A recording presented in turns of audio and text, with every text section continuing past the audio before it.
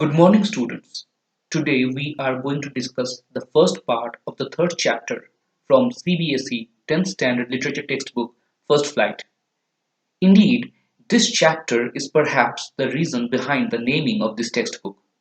We are going to discuss His First Flight by Liam O'Flaherty, the story of a young seagull taking his first flight, and indeed, there is something that we all may learn from his story.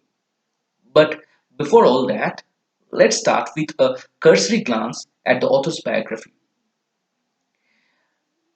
Liam Flaherty was born on 28th August 1896 in Inishmore, Ireland, and he died at the ripe old age of 88 on 7th September 1984 in Dublin, also Ireland.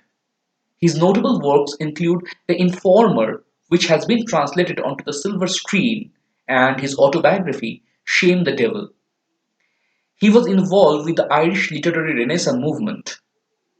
Now, let us have a look at the themes that we are going to discuss with reference to this particular story. First of all, we will learn about the value of self confidence. The theme includes value of faith. It talks about the importance of having courage and unity, and then finally, there is the family bonding. Now, before we start the story, let's have a pictographic representation of a young seagull taking his first flight. So that's how it looks. A seagull taking his first flight from his cliff to the unknown. Now, before we go into the characters, before we learn whom we are going to see in this story, why don't we stop for a moment to think why should we read this story at all? Why is it important? Why is it so important that even the title of the book itself has been taken from this chapter? You see, often we feel that we are not up to the mark. Tell me, did your palms ever sweat as you thought of starting something new? Did you ever step down because in the middle of something because you were afraid of failure? Did you, losing confidence, ever thought of taking the easy way out? Then don't go further. This text is right here, tailor made for you. It shows you what happens when you take that leap of faith. What happens when you let go of all your fears? It tells you. Okay, let's go through the rest of the story to know what more it tells us. Otherwise, teachers, let them speak and they will ramble on. So, the characters, yes. You see, this story is basically a seagull story. We see seagulls all around. So, obviously, there is this young seagull, the hero of the story, his mother, his father, and then his siblings, the rest of the family seagulls. Conflict. A conflict is the most important part of a story. Why?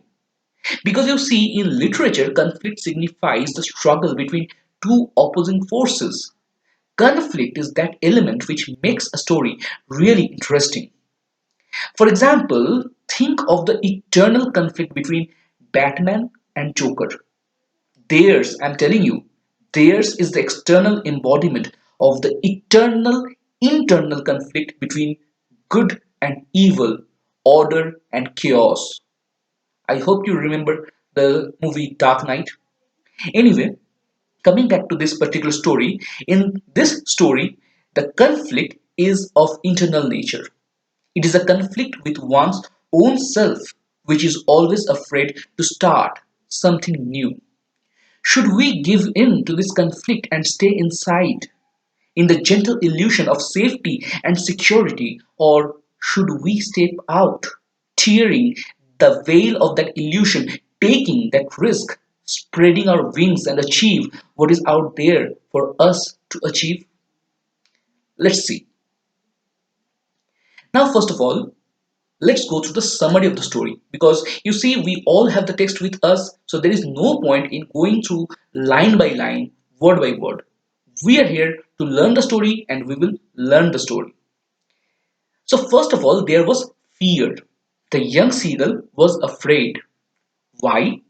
Because the young seagull was alone on the cliff. His family had left already. He was hungry, obviously. He was there for a long time, overnight. He was at the same time afraid to jump off the cliff. You see, he was scared. He didn't know that he could fly. And he was thinking what would happen if he just falls with nobody to save him, to help him. So he was afraid. However, his parents urged him to join them from afar. They were away, but they actually didn't go far away. They were nearby. So they urged him, they called him. But the seagull was afraid to leave his sheltered corner, even though his mother taunted him with food. And the sun, as it does, it continued on its diurnal course. By the way, diurnal means a daily cycle.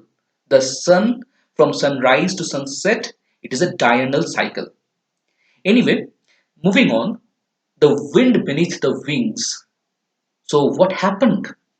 As the sun went on, as the day continued, as the mother continuously taunted the young seagull to take that flight, what happened? What brought the wind beneath his wings? You see, the mother taunted the young seagull to the point of madness. Crazed with hunger, the seagull, without thinking, jumped towards his mother. He fell off the cliff. He thought he was going to die, but his wings spread naturally. You see, he was a bird. That was his nature. He could feel the wind beneath his wings. He could feel his body soaring in the sky. He screamed with joy and soared high up in the sky, forgetting all his fears.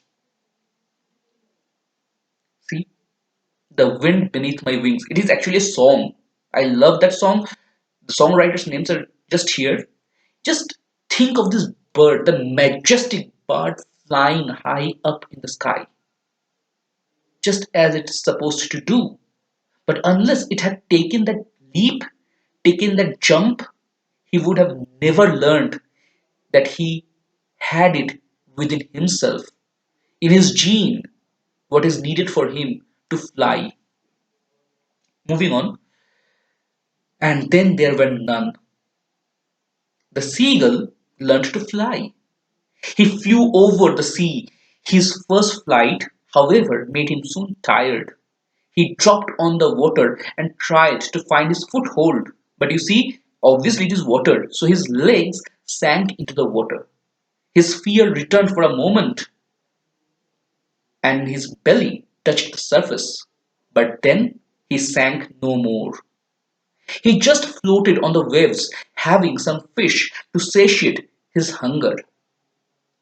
So finally, the seagull had conquered his fears. Let's have a look at the seagulls. You see, there perhaps is the. Can you see that small seagull? Perhaps he is this young seagull in the story. And this is his entire family, his father, mother, his siblings, their friends, relatives, everyone celebrating his first flight. Just as we celebrate birthdays, they are celebrating his first flight. Moving on, now we will talk about certain things that we should consider while reading this story. First of all, we will consider courage. Remember the theme? Yes, that courage.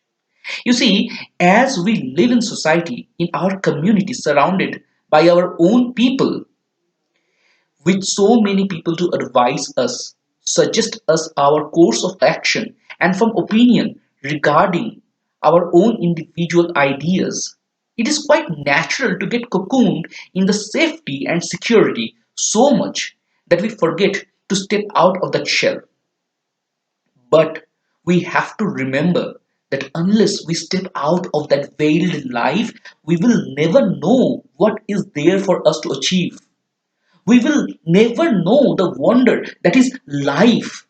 We will never know what is there to live the real life free on our own terms, manifesting our own potential. But that can be done if we dare, if we only have courage, just like the seagull. Only because he found that courage within himself, he could learn about the vast world outside. This also shows us that the courage is always within us. We only have to reach within ourselves to get a hold of it. The seagull did just that, and the whole sky and the ocean was his playground. Next, we will talk about confidence. You see, courage is important, but courage gets us only half the way. We may have courage to begin something, but confidence in our capabilities help us persevere, continue when everyone around doubts us and our courage dwindles. The seagull had taken the jump off the cliff out of hunger. He had found some mad courage within, but he was not at all confident of his flight. It came to him slowly, naturally, and as it came, it drove away his fear forever. The lesson is we should be courageous enough to decide things on our own and confident enough to stick to our decisions, no matter what obstacles may await us. And see, the seagull's confidence, coupled with his courage, made him what he was always meant to be. Now we will talk about the Irish connection. If you didn't know, Liam O'Flaherty was an Irish poet. So you see, after the First World War, when O'Flaherty returned to Ireland, he found himself unemployed. Not to be one to sit quietly, he decided to protest. Ireland was teeming with several soldiers who, like him, found themselves unemployed. And together, as an act of protest, he occupied the concert room of Rotunda. This was an act of protest, and even though years afterwards he would leave active politics, Flaherty's radical views will remain constant. He would also be among those literary figures who shaped Irish literary renaissance. In a way, the story acts as a metaphor. The young seagull is nationalistic Ireland. The parent seagulls represent the literary figures who brought the Renaissance and taught Ireland to fly. Let us now think about the title, his first flight. Why why O'Flaherty had chosen this particular phrase as the title. You see, the story follows a seagull from his fears to the moment he learns to fly and overcome all those fears. The story is about his first flight and metaphorically represents all the first flights that all of us must take in our life to manifest all our potentials. It reminds us of Flaherty's own fight against the Irish government and his role in developing national Irish literature.